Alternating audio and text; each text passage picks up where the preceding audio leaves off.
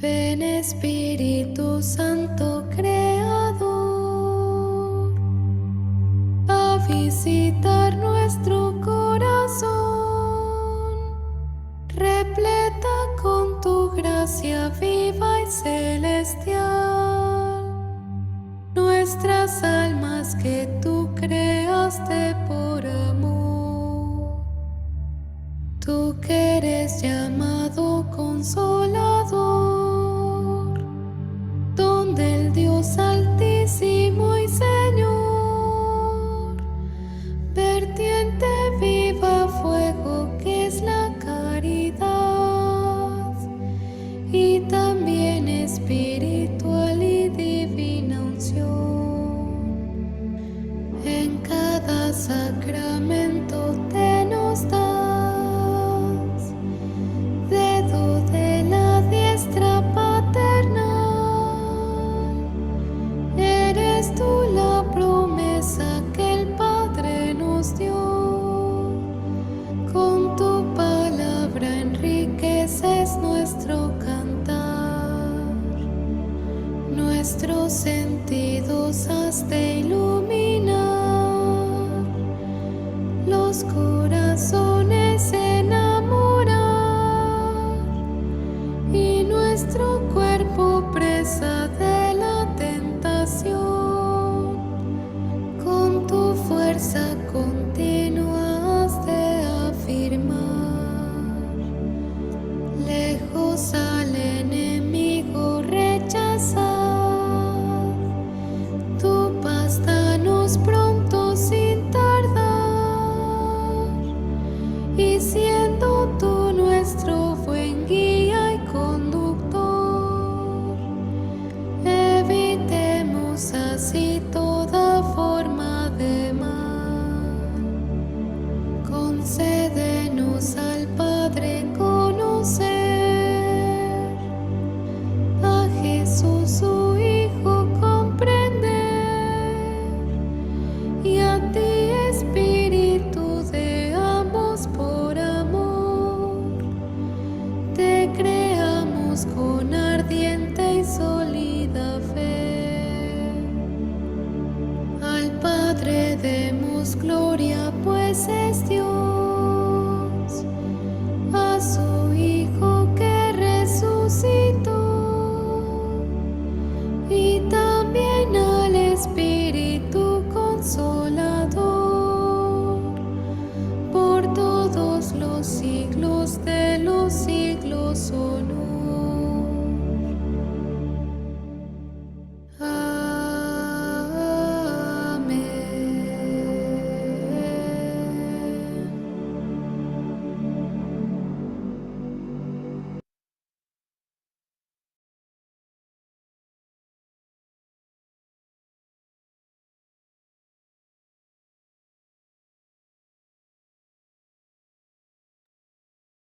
Muy buenas noches, estudiantes de básica ministerial. ¿Cómo están? ¿Cómo se encuentran esta noche? Buenas Noches. noches. Muy buenas noches. Muy buenas Muy noches. buenas noches para todos. Bueno, recordemos, venimos trabajando el módulo Introducción al Nuevo Testamento. Mientras se conecta el padre Lino, vamos a compartir un video que él nos envía para profundizar sobre este tema 13 y 14 que estamos viendo. Entonces, estemos atentos a escuchar el mensaje que nos quiere compartir el padre Lino.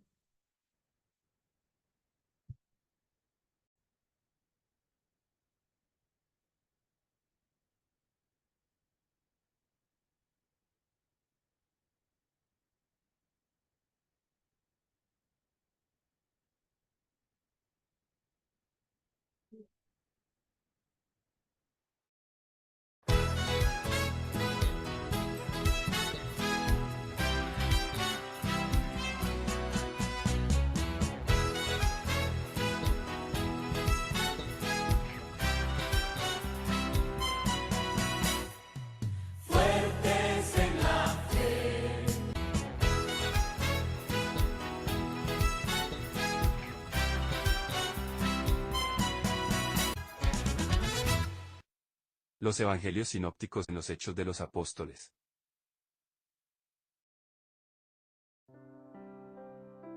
Tema 13, el Evangelio de la Cruz. Tema 14, el Evangelio del Reino. Tema 15, una obra en 2 libros. El Evangelio de la Cruz. El Evangelio de San Marcos. El Evangelio según Marcos relata la vida de Jesús de Nazaret desde su bautismo por Juan el Bautista hasta el momento de su resurrección.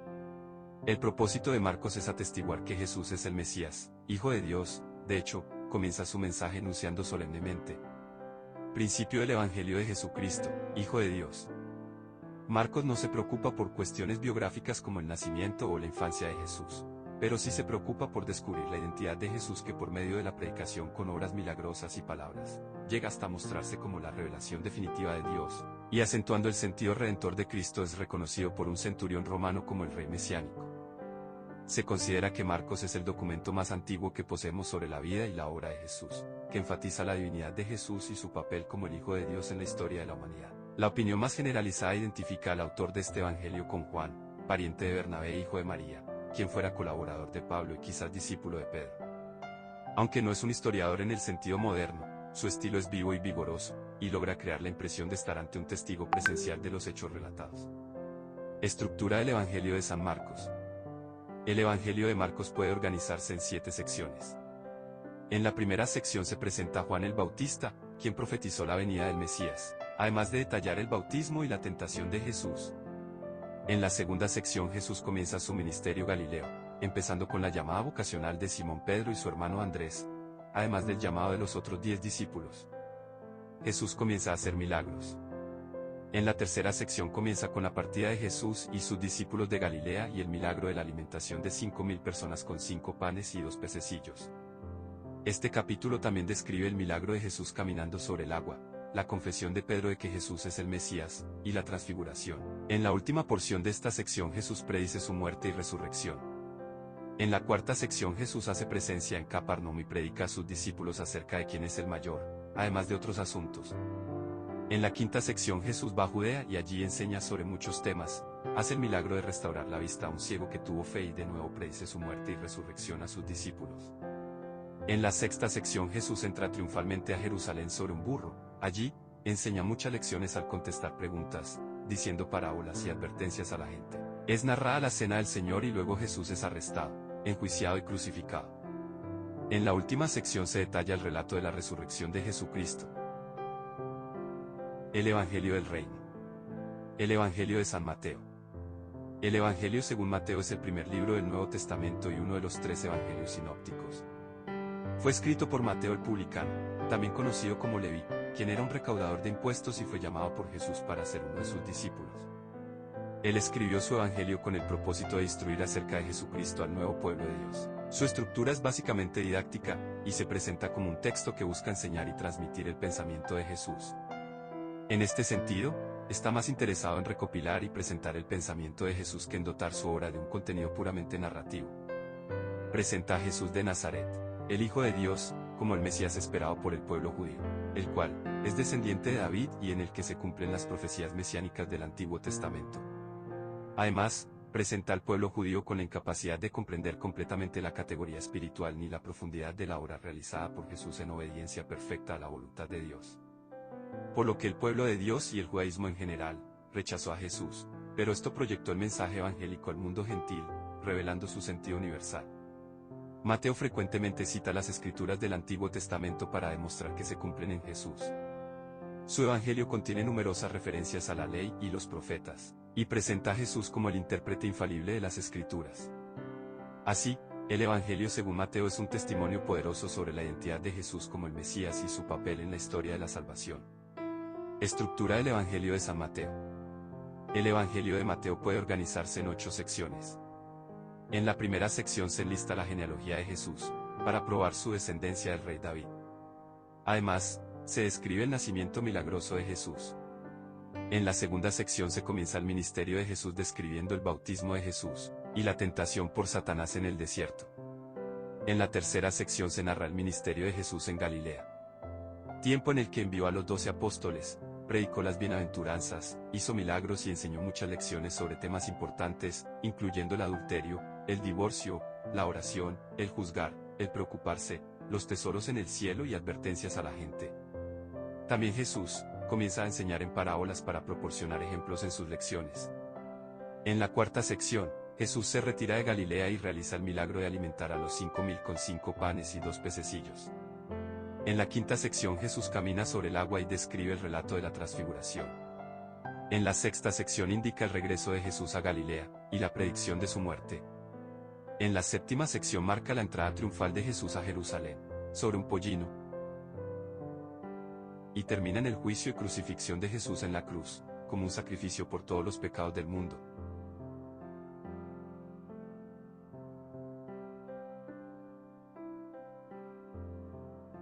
En la octava sección describe los eventos de la resurrección y Jesús venciendo a la muerte.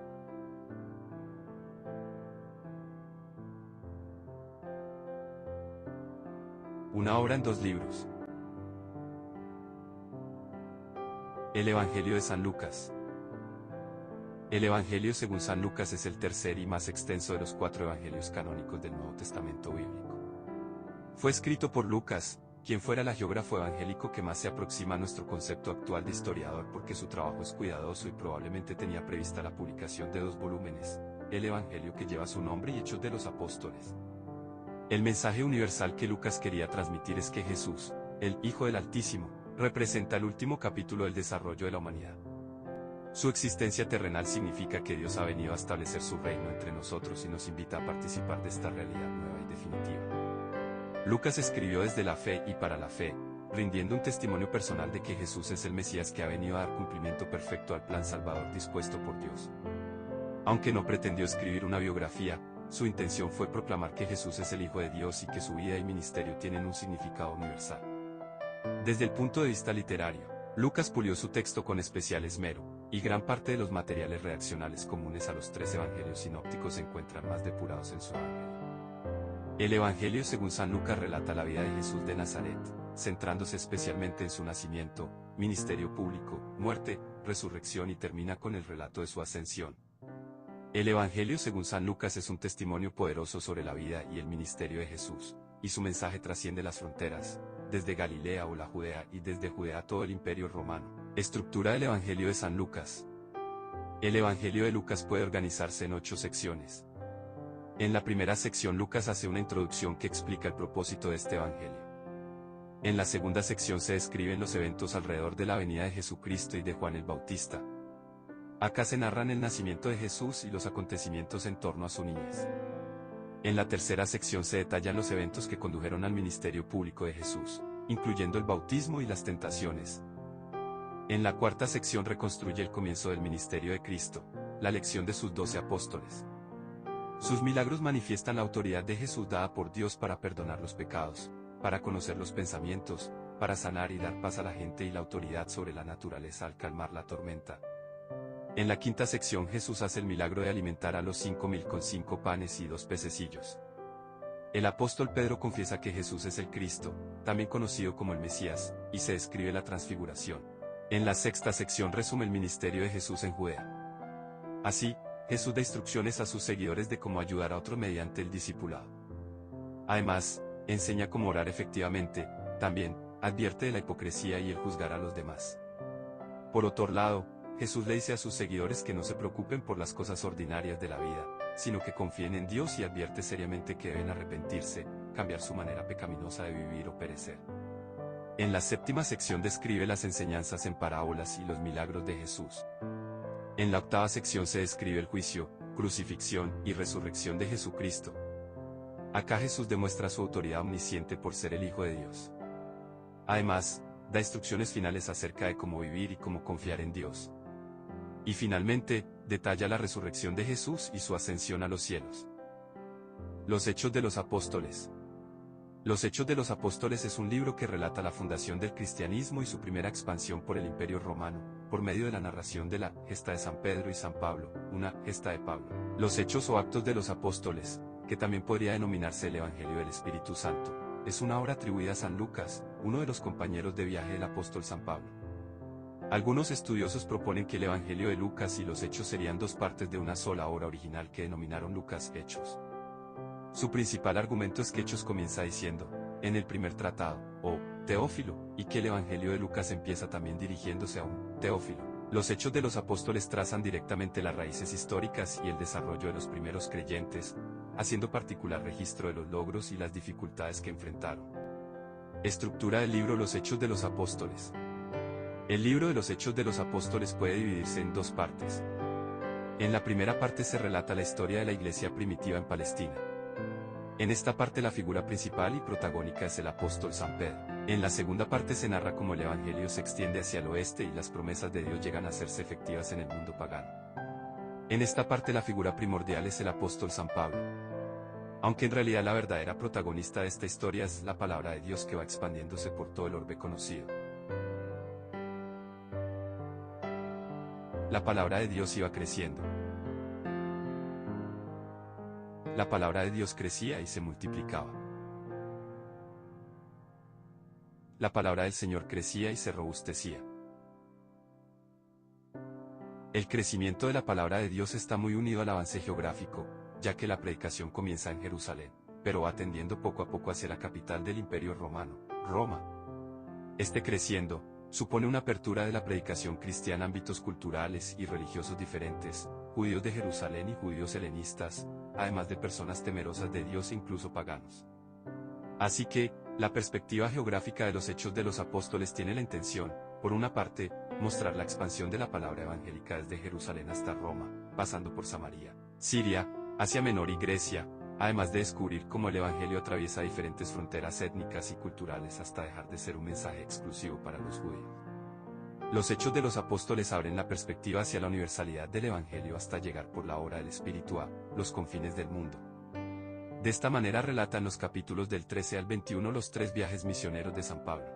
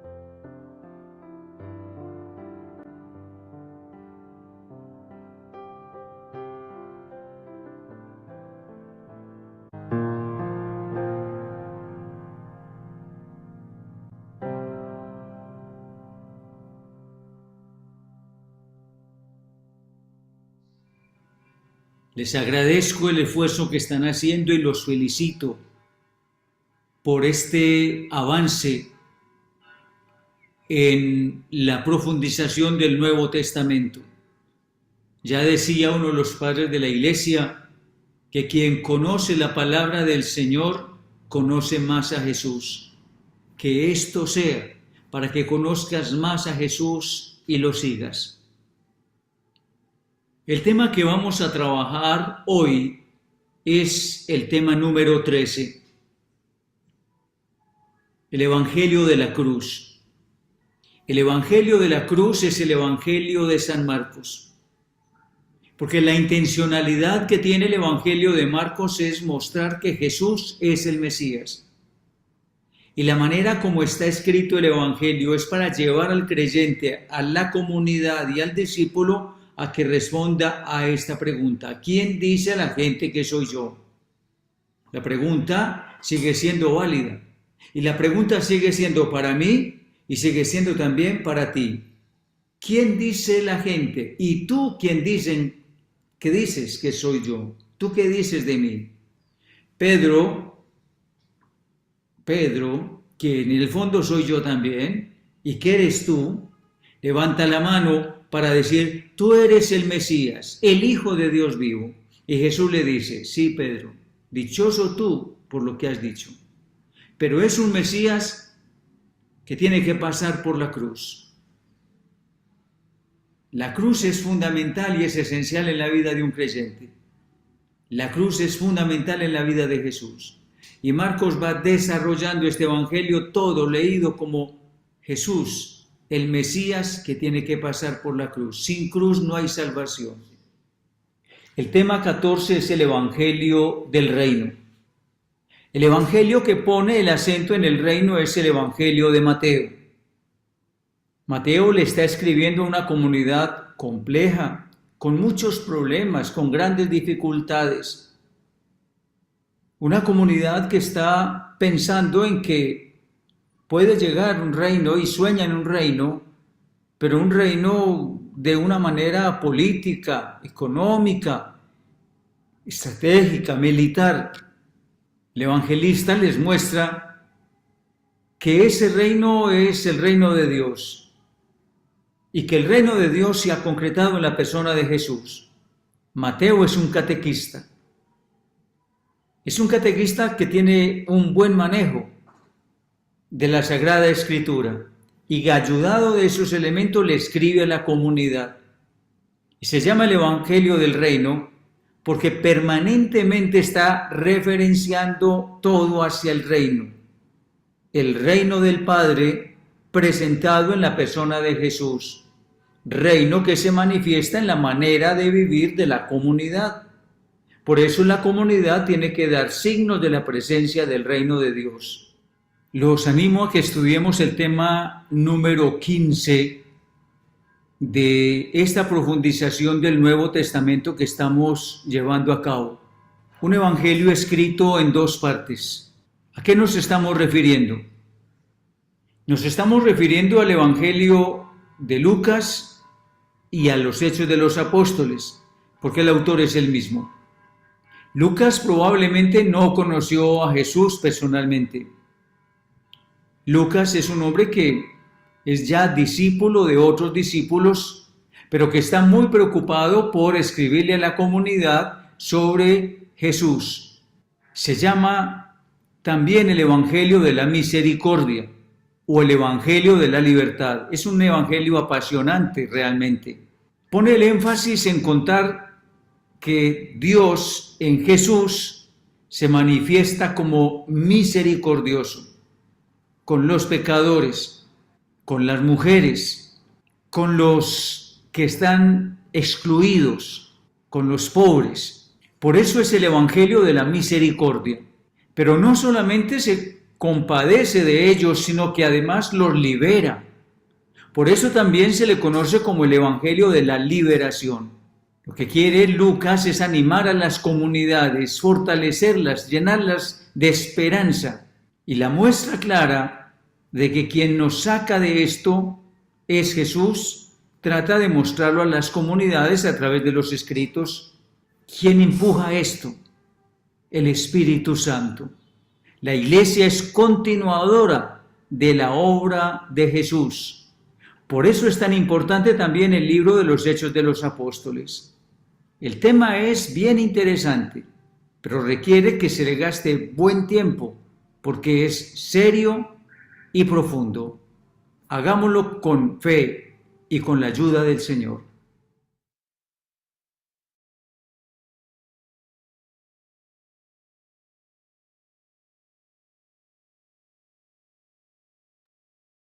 Padre Lino, buenas noches. Bienvenido a este encuentro. Queridos estudiantes, si tienen alguna pregunta o el padre quiere profundizar más acerca de estos temas, entonces está abierto a su intervención. Muy buenas noches para todos. Yo creo que es mejor partir de alguna pregunta que ustedes quieran formular. Que no sean muchas porque me abruman. Hola, padrecito, buenas noches. Muy buenas noches. Señora Flor. Pa- Padrecito, es que, pues como un esto de que nosotros como catequistas necesitamos que los padres de familia, como hay reuniones que se dan en la catequesis, como explicarles eso a los padres, porque es que los padres no están cumpliendo con el deber de, de esas explicaciones. Entonces, sí sería bonito como una charla de esas para que nos ayuden un poco. Gracias. Sí, señora Flor, esa es una gran dificultad que tenemos los católicos, que queremos tener una relación con Dios como muy superficial y no a ahondar en el conocimiento.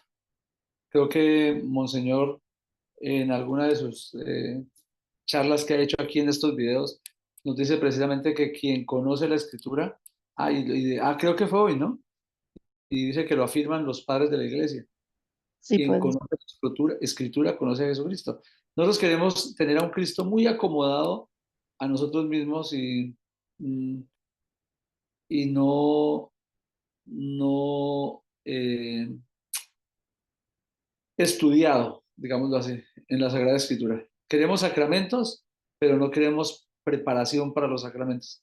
Es una gran dificultad que tenemos los católicos. Exacto, padre, eso es lo que uno dice.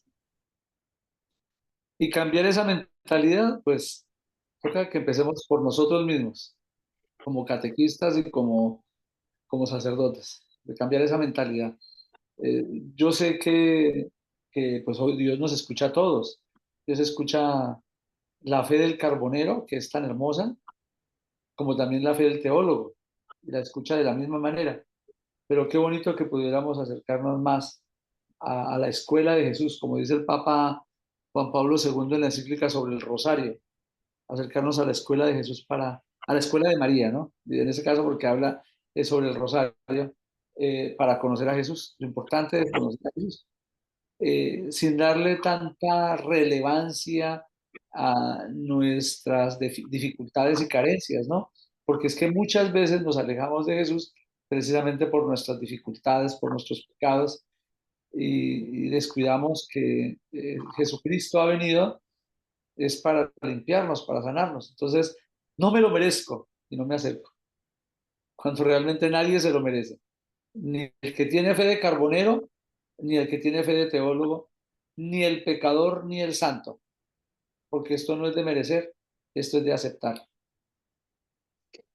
Padre, pues yo hace unos días, digamos unos 20 o un mes tal vez, les pedí el favor que si nos podían regalar las grabaciones, como en algún momento lo hicieron, porque de verdad que esto está pues con sabor a pollo para seguirlo escudriñando y para seguirlo estudiando, porque sí, pues tenemos muchas falencias en las personas, digamos, en nuestra misma familia o las personas que nos rodean en cuanto a hablar el tema de Dios, porque pues lo que decía su merced, nos hemos acostumbrado a tener un Dios acomodado, a nuestro acomodo. Entonces uno, digamos que va a tocarle un tema a una persona haciéndole como caer en cuenta de que no, que tenemos que conocerlo, como decía nuestro obispo, que quien conoce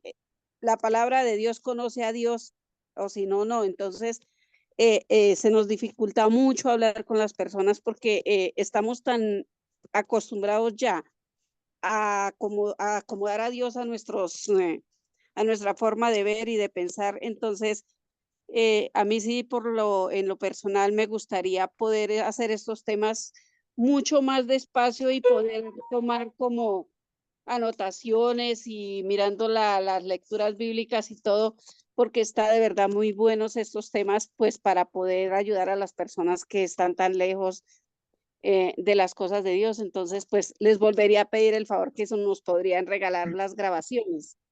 Muchas gracias, Padre.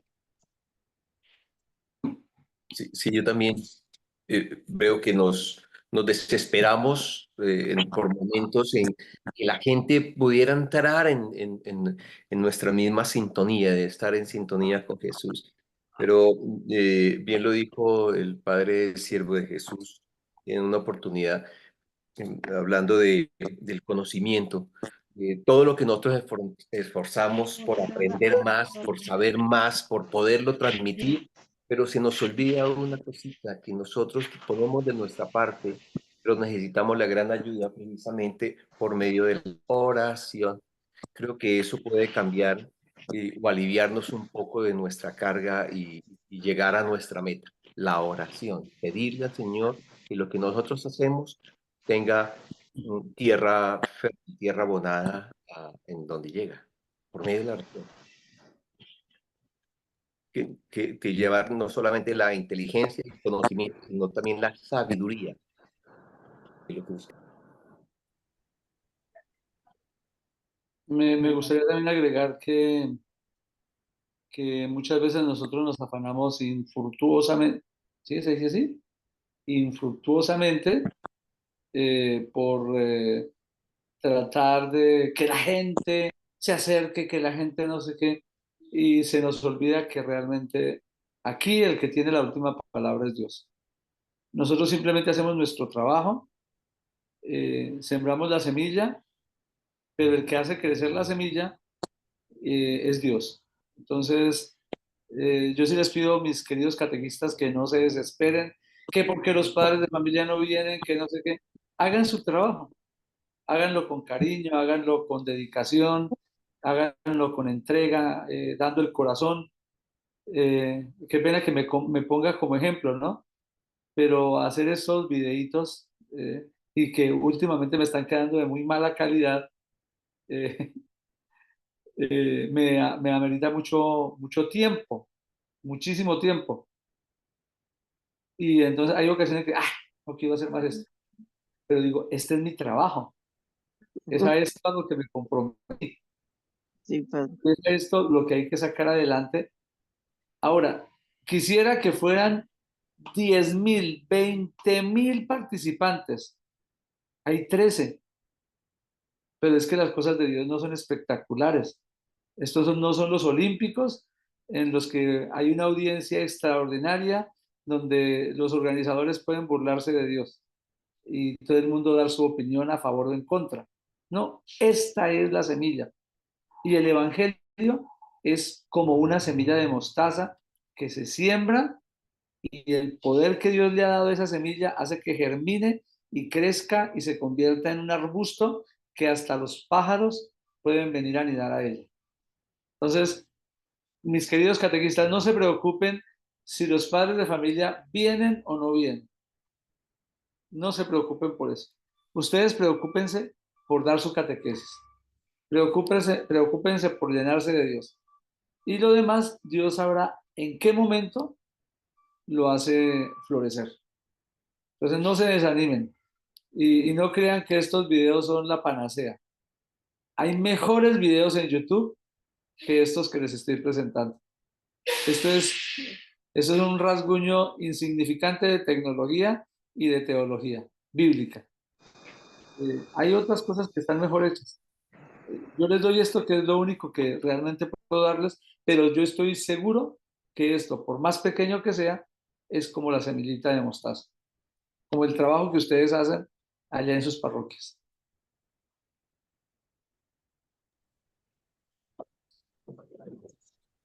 Padre, Buenas, buenas padre, noches, padre. Buenas noches. ¿Cuál es?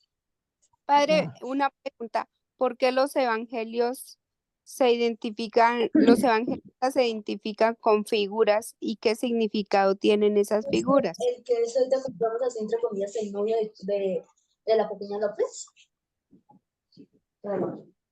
Gracias. Ya. Es que esas figuras aparecen en el Antiguo Testamento. De hecho,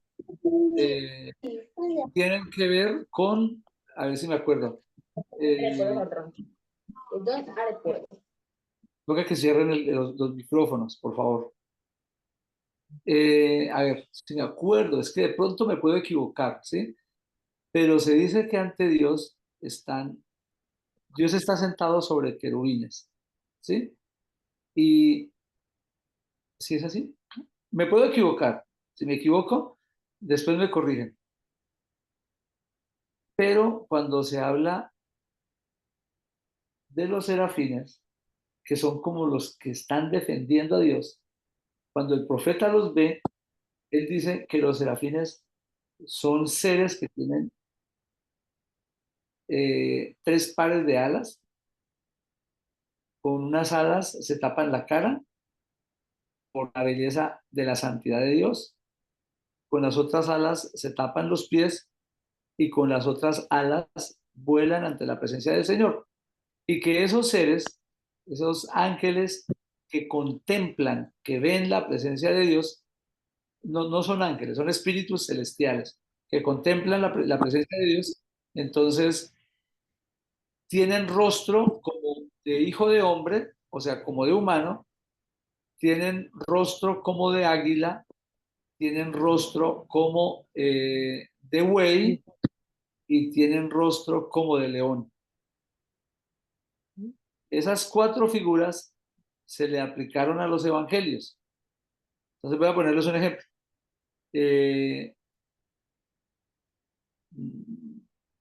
Marcos, que es la figura del león, él hace mucha referencia a la descendencia de Jesús que viene de Judá. Y resulta que Judá es el león de Israel. Y entonces se asumió la figura del león para representar a Marcos. El águila. Yo la vez pasada les decía sobre el Evangelio, ¿no? Que los sinópticos pareciera que fueran como una fotografía de Jesús, pero el Evangelio de San Juan parece una radiografía de Jesús. Es decir, él tiene una vista profunda. Y se dice que el águila tiene una vista extraordinaria. Y por lo tanto, a Juan se le atribuyó la figura de el águila. San Lucas hace mucha referencia al nacimiento de Jesús. Y dentro del nacimiento de Jesús, un personaje que ocupa un lugar muy importante es el buey. El buey que ayudó a calentar como dicen, como me enseñaba mi mamá, ayudó a calentar las pajas donde María después recostó a Jesús. Entonces es la figura del buey. Además, el buey es muy importante en la literatura del Antiguo Testamento porque el buey representaba el altar del templo de Jerusalén. En sus 4 ángulos tenía unos cachos y esos cachos representaban el poder de Dios, el poder de sanar. De hecho, Lucas es médico, el poder de sanar. Por esa razón se le aplican esas figuras a los 4 evangelios. Creo que me faltó Marcos, que es el rostro del ser humano, porque es que Jesús es el Hijo del Hombre. Y por lo tanto, a Marcos se le aplicó la figura del rostro del hombre.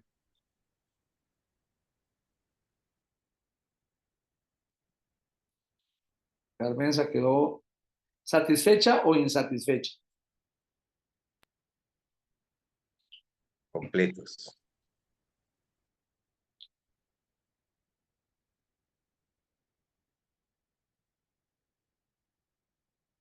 ¿Sí habrá otra pregunta? Padre, buenas noches. Muy buenas noches, señora Luz. Sí, sí, padre. Mire, yo quiero hacer un poquito de énfasis con respecto a lo que de pronto en la pregunta anterior